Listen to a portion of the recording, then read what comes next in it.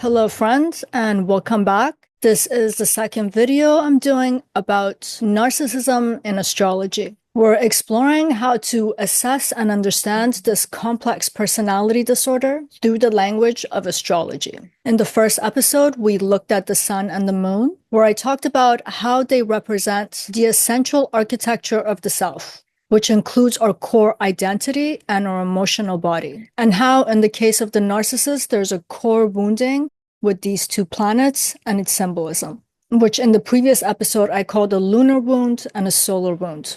I also explained how this kind of wound that the narcissist carries around creates a kind of a split.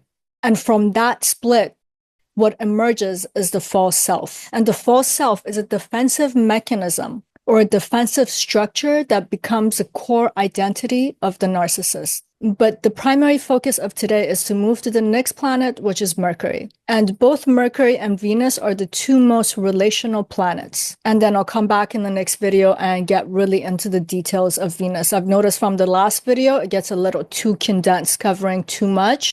So I'm just going to take one planet at a time. So in discussing the false self today and connecting it to Mercury, we're going to focus on how the false self, that is the mask or the internal structure of narcissism, is built, and how Mercury comes in to support these narcissistic tendencies. In other words, we're going to be talking about how does the narcissist think, speak, connect, relate to others, when that self is not grounded in its own authentic real self, when it's operating from the premise of that false self. In a sense, the narcissist is always overcompensating. So Mercury comes to be a function that allows this compensation to take place. So a quick disclaimer before I begin, I did this in the last video too, and I think it's very important to actually do this, even though I'm stating the obvious. I'm not a clinician or a psychologist. And this series is not meant for us to diagnose other people or to have self-diagnosis. We all have narcissistic tendencies, especially when we go through life crisis or some sort of a hardship comes about. We get the same kind of distortions and we might act a little bit more self-centric or selfish. Or we might be experiencing others who are going through the same things. Like, you literally need a clinician who understands that cluster B personality where narcissism belongs, and that to be able to say that, okay, you have these traits, these are consistent traits, therefore you have narcissistic personality disorder. And in that same cluster B, it includes borderline personality disorder as well as psychopathy. So they have a lot of resemblance and they cross over. So you really need a professional to do this. So this series is meant to help us see the patterns of the archetypes that resonate to real life human experiences, because after all, that's what astrology is supposed to be doing. So I just wanted to clarify that. And one last thing, just as a matter of housekeeping, if you guys find this video or the content of this video something that is of value to you, I'd be grateful to you if you like, subscribe, and comment. And as always, if you guys are interested in my readings, courses, classes, and archetypal life narrative counseling, you can go to my website at parisayazi.com. All that information will be in the description box below. So let us dive right in, starting with Mercury. So let's look at Mercury when Mercury is healthy and functional. What does it symbolize? At its core, Mercury is the symbol and the archetype of the intellect. It rules over how we think, how we communicate, and how we interpret the world around us. For instance, Mercury is what represents us to take sensory information in. So it's an input system. It decodes it, makes some sort of a meaning out of it, not the bigger meaning, that's Jupiter, but just that nexus, that connection that needs to be established is Mercury. And then it has the ability to have an output to articulate what's happening internally out in the external world. So it's like a channel of a back and forth input-output system. And if you think about it, Mercury is kind of like the storyteller of our inner world. That's how we take the contents from the inside and bring it out to the world. In a lot of ways, it's Mercury that's helping us understand our life narrative and how to make sense of it. And we do a lot of this whole make sense of our story by our ability to express it and to share it with other people. It's usually through this kind of a method that our own narrative becomes something coherent in our mind. That's why we go to a therapist. That's why we journal. That's why we love talking to our friends, and Mercury represents friends. So in a lot of ways, Mercury governs language. Moon represents memory, but Mercury represents the recollection of those memories. And Mercury is about adaptability, which is our ability to respond to the present moment. And it allows us to do this with intelligence and with flexibility, that air element of Mercury. So we can see Mercury is acting like a messenger that is operating in that in-between space of our internal world and the external world. It takes what we feel, what we sense, what we think, and it turns it into speech. And through this, it allows us to establish connections. I mean, it's really Mercury, that cutie pie Mercury, that allows us to say to someone else, hey, this is what I really feel. Even though the feeling's occurring inside, it's expression, it's Mercury. And you know, Jupiter makes statements too, but they have punctuations. Mercury, if you actually pay attention, it's always has an implicit question mark because it's trying to express itself and then it's looking for confirmation to see that if it's understood, it's that channel, that back and forth channel. So it's waiting for a response, whether if it's implicit, explicit, body language, or verbally, it wants to be understood. And through that implicit question mark, it's also trying to understand how other people feel, because we all do this. And if we know what's happening with others, we can connect with them. And Mercury is the most relational planet. Friendships, relationship, not love relationship like Venus, but we need Mercury before we can fall in love with someone. We need to establish that first primary connection. But this whole thing just takes a turn when we're dealing with the narcissistic personality disorder. And this is because the narcissistic personality structure with the false self in the driver's seat has taken the driver's seat, it's driving the car, and all the destinations become very distorted. That Mercury function, rather than reflecting reality or responding authentically, Mercury is co-opted to serve the false self. In other words, Mercury's function goes from communication to manipulation, from clarity to control, from adapting to what is to reshaping what seems to be. Let me give you a quick example. I think we've all met such people to different degrees, but narcissists take this to a whole new level. So just imagine someone who's constantly telling stories about themselves.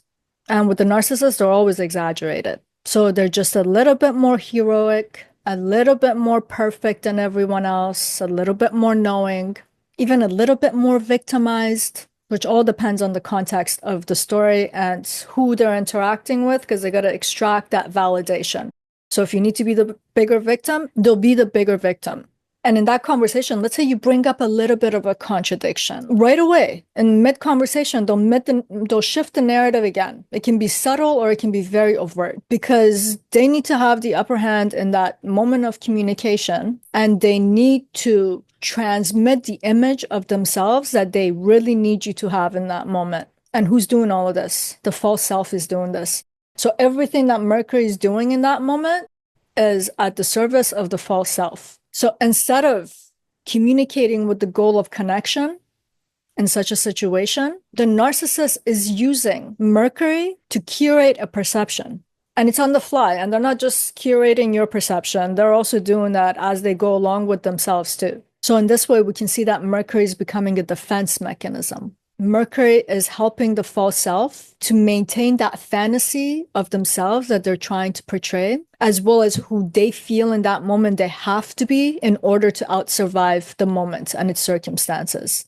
I mean, to you and I, when we tell a story, our life is not contingent on it, but a narcissist needs conformity. So when we're looking at a Mercury in a person who's dealing with narcissism, we're not looking at a Mercury that's striving to authentically and innocently connect with other people. It's about control, it's about defense, and maintaining the illusion and the fantasies that they have of themselves are the ones that are just creating on the fly. Essentially, in the narcissist, the Mercury in their chart is saying something about the breakdown of communication. Remember, I was saying that there was this channel of back and forth. Mercury represents balance and symmetry.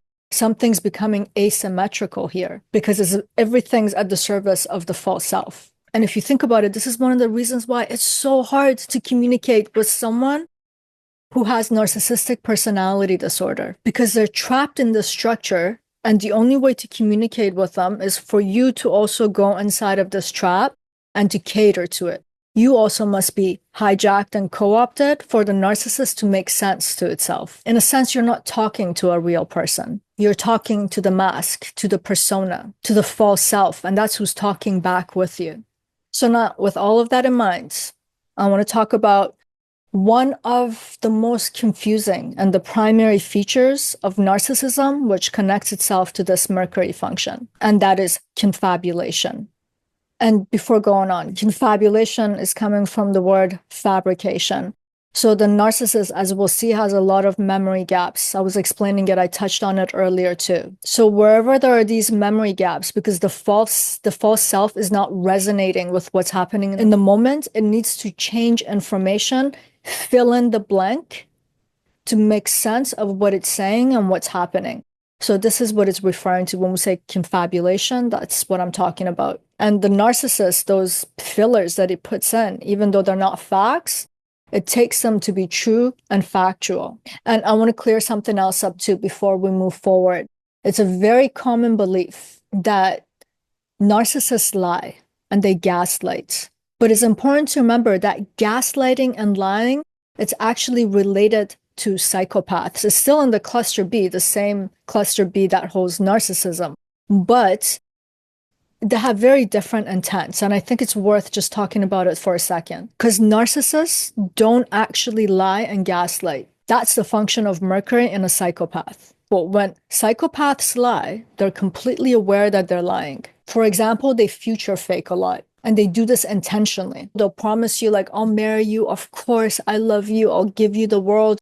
We're going to have this kind of a marriage. Our wedding's going to look like this. And they say this not because they mean it, but because they have a goal. Psychopaths are goal-oriented. So they're lying and doing this, for example, to get your money because they need your loyalty at the moment. Or you have some sort of a resource that's become their goal. And they know damn well that they're not going to follow through and they know it's a lie.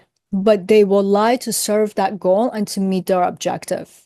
A narcissist is doing something very different. When a narcissist says, babe, I want to marry you. This is our wedding. I love you so much. He's not lying. She's not lying. And remember, half narcissists are male, half are female. So they mean it in that moment.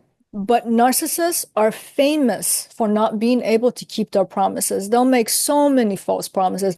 If you've been in a relationship with a narcissist, 99.9% of things that they said are all false promises. And it's not because they're plotting against you or it's intentional, but they made that statement because it was convenient and it was fitting their fantasy in that moment. So it's serving the needs of the false self in that moment. And remember, the false self is always looking for validation. So when they do that and they need that validation in terms of like, now you responding, babe, I love you so much. You mean the world to me. I cannot imagine living without you. This is part of that supply.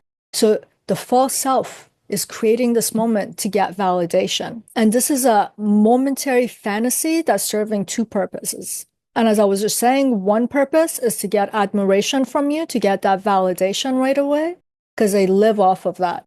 If you and I need carbs, protein, and fats to live, narcissists need validation and admiration. That's their air. And the second function, the second purpose of this is to pull you into the world of their idealization. And we'll talk about more of this idealization in another episode, because one of the things that narcissists cannot escape from, and if you are interacting with them, you cannot escape from, this will always happen to you. They will idealize you, devalue you, and discard. And the reason why they're doing this is to individuate, which I touched on it in the previous episode. But we're going to come back to this concept. But one of the primary function of this false promise, seemingly gaslighting or lying, because they need to pull you into that internal fantasy that they have. And the false self is a kind of a fantasy. I was explaining that in the last video. So the key point here is that they actually believe their own lies because they believe their own fantasy. And without the admiration, they would just collapse. So they're not fabricating these stories to deceive you. They're fabricating these stories to protect themselves. That's a huge distinction.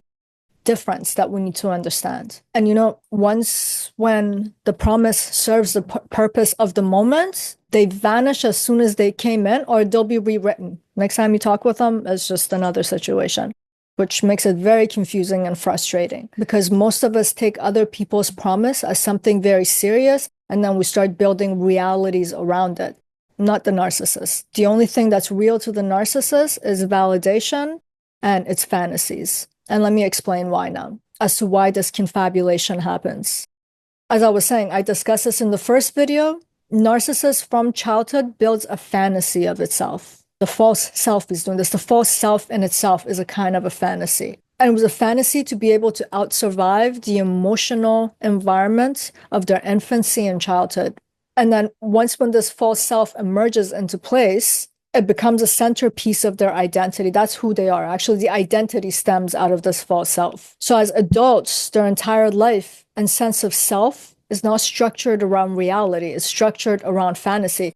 Like I was saying in the last video, the narcissist has a need, starts to cry or has an expression. Their needs never gets validated by their caregiver, their mother, or the mother archetype. So the narcissist tells itself, okay, if I'm perfect, then I can get that validation. Later on, that story will get even more elaborated in terms of the narcissists actually think that they are perfect. So that is a fantasy.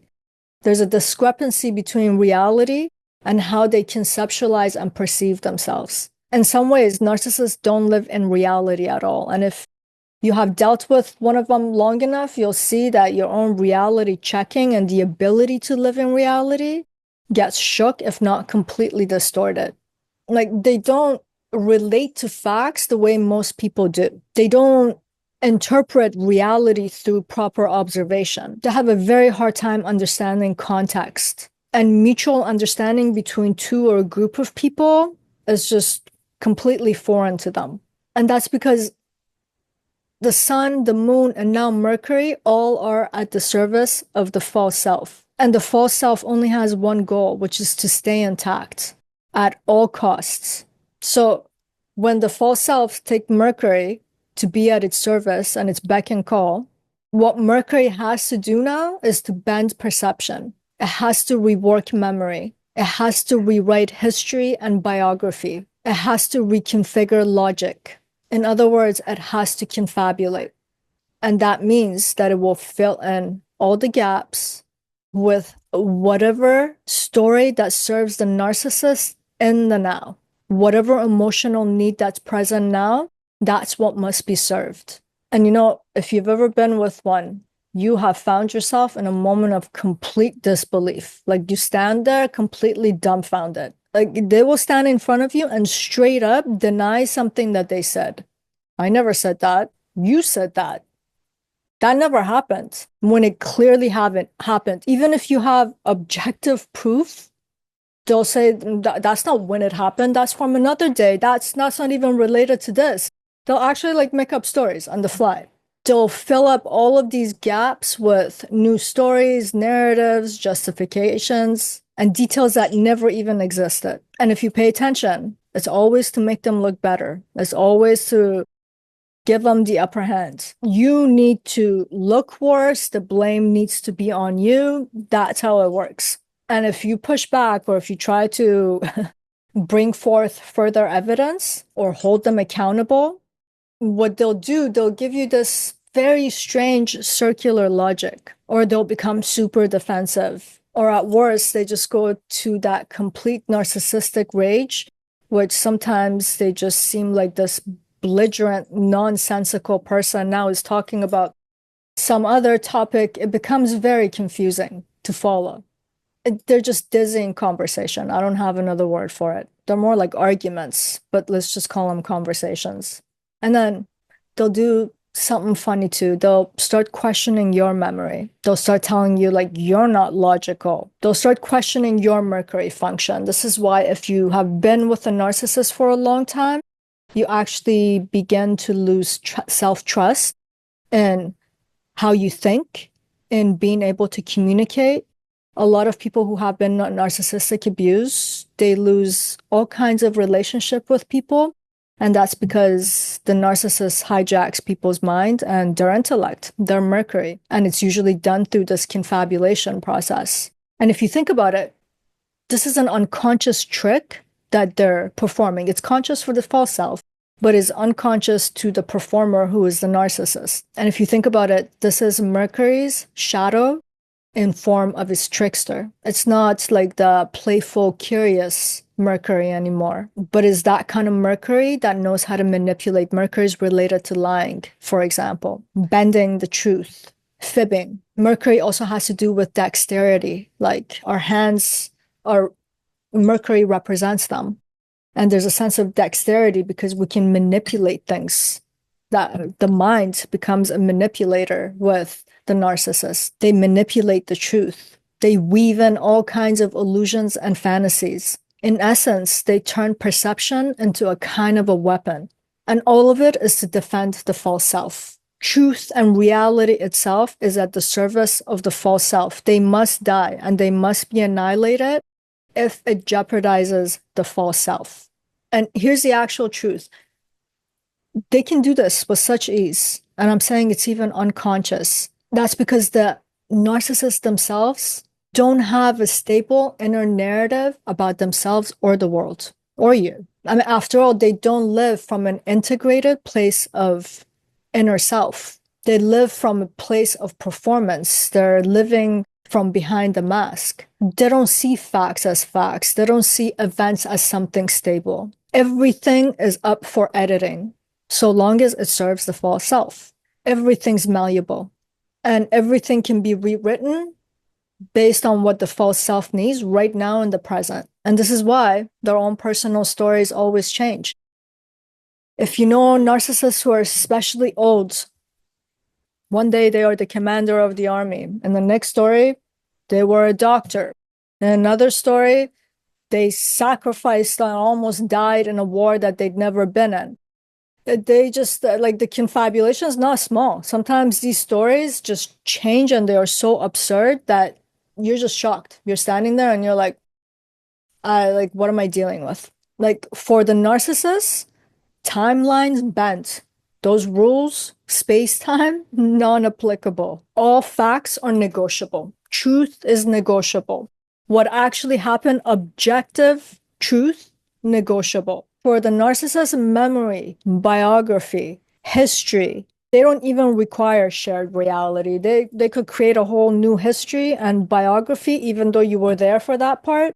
They're just telling another story. And that's what I'm saying. You stand there completely dumbfounded. Like, memory and biography and history, they're just merely tools for the narcissist. And they're selectively used and abused to preserve the illusion and the fantasy that they have about themselves in that moment. Because I'm telling you, in the next moment, it could change. And Mercury, the intellect, instead of reflecting reality back to them, becomes an engineer of distortion for them. And then they employ that same intellect to do the same thing to you and whoever they come into contact with. Like, Mercury's function in a narcissist does not support truth. Doesn't even know what that word means. Its entire function is to uphold a fragile and a false sense of self and the identity that it has come to construct for itself. An identity that can just be rewritten overnight too. And the tragedy of it is that even though it looks like deception, because we're talking about truth and facts being distorted, the narcissist actually doesn't intend to do this. This is just its own internal structure. It's its own internal distortion that just seeps out into every facet of its life. It can't help it.